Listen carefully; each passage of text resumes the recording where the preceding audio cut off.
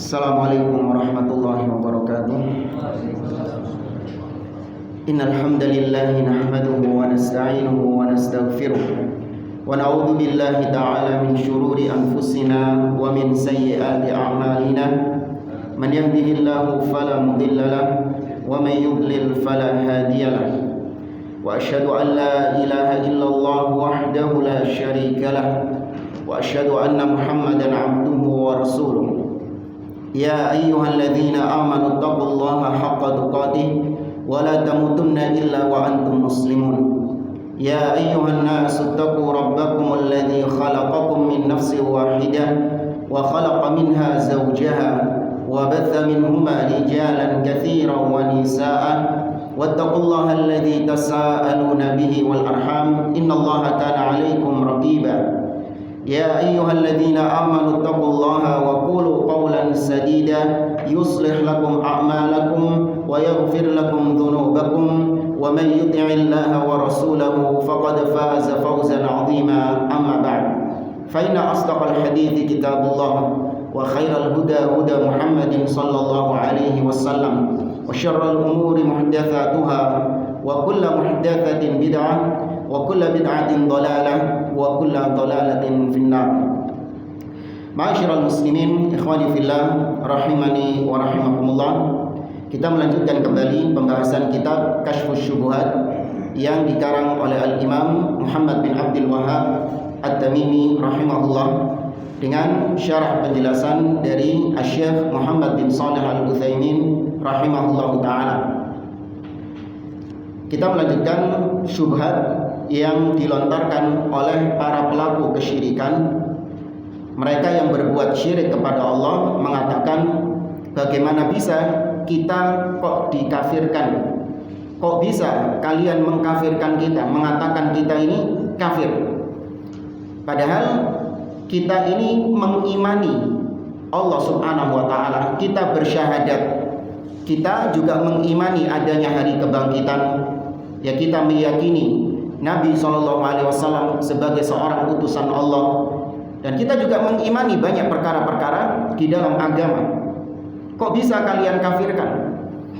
Yang kafir itu orang-orang musyrikin Quraisy. Nah, itu wajar, karena mereka lah orang-orang yang tidak bersyahadat la ilaha illallah. Mereka juga tidak bersyahadat Muhammadun Rasulullah.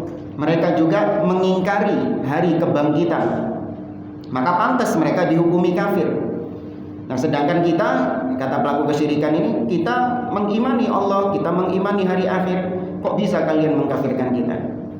Maka kemarin dijawab bahwa para ulama tidak ada yang khilaf dalam masalah apabila seseorang mengingkari salah satu dari perkara-perkara yang wajib diimani di dalam agama kita, meskipun dia mengimani semuanya, tapi ada satu yang tidak dia imani, maka tetap dia dihukumi kafir. Seorang mengimani 5 rukun iman. Dia beriman kepada Allah, malaikat, kitab, kepada Rasul, kepada hari akhir. Tapi tentang masalah takdir, dia tidak mengimaninya. Maka sepakat para ulama menghukumi dia kafir, meskipun dia bersyahadat. Meskipun dia bersyahadat la ilaha illallah dan Muhammadun Rasulullah. Demikian juga tentang rukun Islam. Meskipun dia mengimani semua rukun iman, namun kalau ternyata dia mengingkari wajibnya sholat, kafir. Kalaupun dia tidak mengingkari wajibnya sholat, tapi dia mengingkari wajibnya puasa, kafir. Dan seterusnya. Ini jawaban beliau yang pertama, bahwa enggak mesti orang yang syahadat, yang beriman, mengimani ini, oh berarti enggak bisa dikafirkan secara total. Enggak. Ya, tetap dia bisa dikafirkan apabila memang dia terjatuh dalam perkara-perkara yang memang di situ bisa divonis perbuatannya itu sebagai perbuatan yang kufur. Kemudian juga jawaban beliau terhadap syubhat ini, diantaranya kemarin beliau menyampaikan para sahabat Nabi SAW. Ya, di halaman 88 beliau menyebutkan, wa yuqalu aidan haula'i ashabu Rasulillah sallallahu alaihi wasallam qatalu Bani Hanifah wa qad aslamu ma'an nabi sallallahu alaihi wasallam wa hum yashhaduna an la ilaha illallah wa anna muhammadar rasulullah sallallahu alaihi wasallam wa yu'adzinuna wa yusallun. Kata beliau, para sahabat Nabi dahulu mereka memerangi kabilah Bani Hanifah. Kabilah Bani Hanifah ini pengikutnya Musailamah al-Kadzdzab, pengikutnya Nabi palsu. Diperangi oleh para sahabat, yaitu ketika di zaman kekhalifahan Abu Bakar As-Siddiq radhiyallahu ta'ala anhu. Padahal pengikutnya Musailamah ini mereka bersaksi bahwa tidak ada yang berhak disembah kecuali Allah. Mereka mengucapkan 2 kalimat syahadat. Mereka melaksanakan sholat, mereka juga berpuasa, mereka melaksanakan kewajiban-kewajiban di dalam agama. Akan tetapi para sahabat memerangi mereka. Fa in qala innahum yaquluna inna Musailamah nabiyyun. Kalau dikatakan, oh iya, mereka Bani Hanifah ini kafir karena mengatakan Musailamah sebagai nabi. Faqul hadza huwal matlub. Maka katakan kepada dia, ya ini memang yang sedang kita bahas. Kita kan sedang membahas orang muslim yang bersyahadat, meyakini rukun iman, meyakini rukun Islam, namun terjatuh ke dalam kekufuran. Apakah bisa dikatakan kafir? Iya. Buktinya apa? Para sahabat memerangi Bani Hanifah.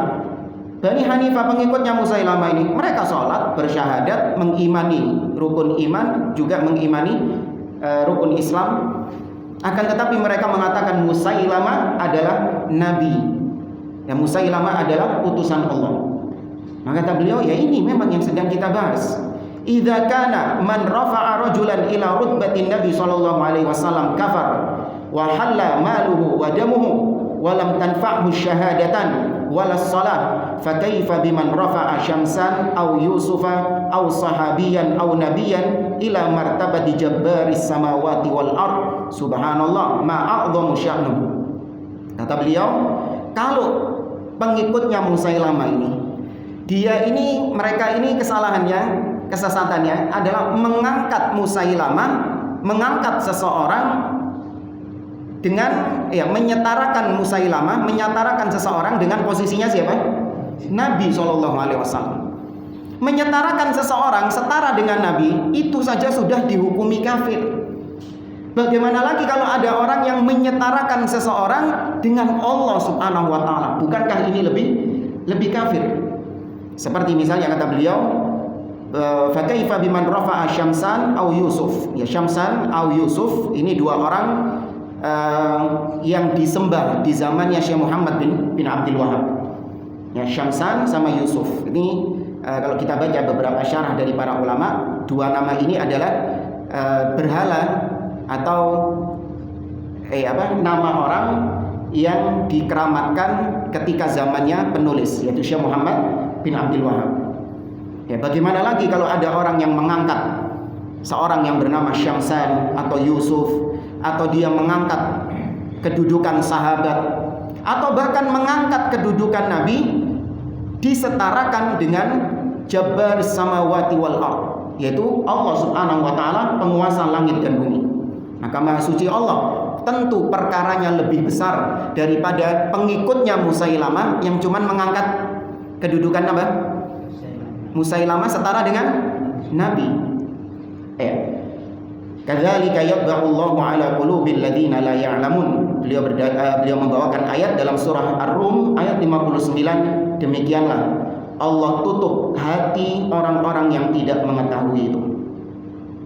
Kemudian bantahan berikutnya bagi yang mengatakan kita ini kan bersyahadat, mengimani ini, kok kalian kafirkan? Yang kafir itu Abu Jahal CS, karena mereka nggak bersyahadat, karena mereka nggak mengimani rukun iman, itu baru kafir. Maka bantahannya yang berikutnya kata beliau, alladzina harraqahum Ali ibnu Abi Thalib radhiyallahu anhu bin nar kulluhum yad'un al-Islam. Dahulu di zaman kekhalifahan Ali bin Abi Thalib, Ali bin Abi Thalib itu membakar hidup para pengikutnya Abdullah bin Sabah.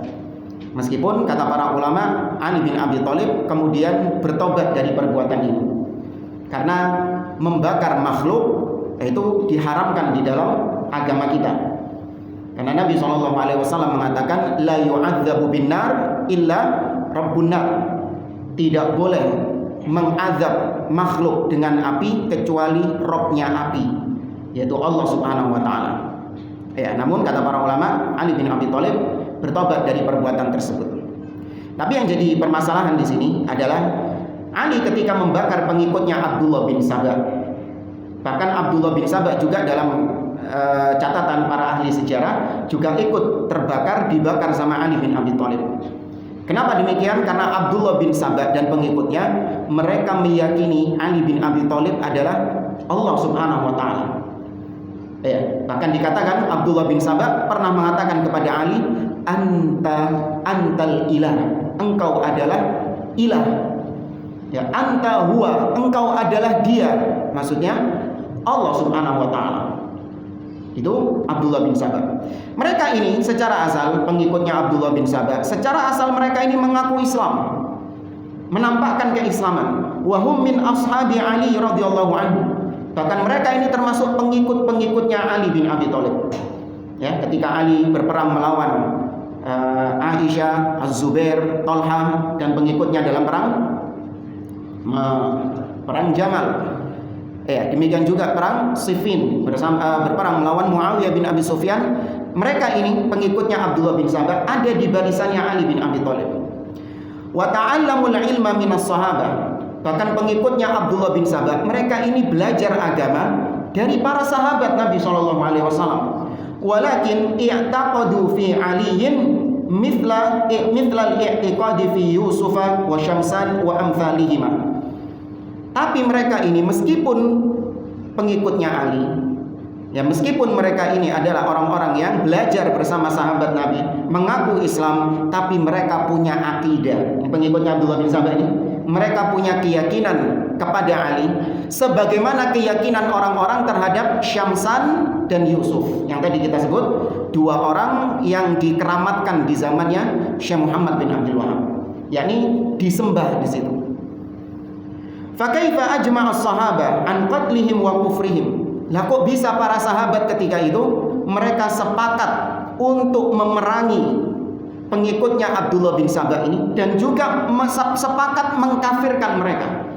Sepakat para sahabat, tidak ada yang berselisih ketika itu bahwa pengikutnya Abdullah bin Sabah yang menuhankan Ali bin Abi Thalib itu kafir.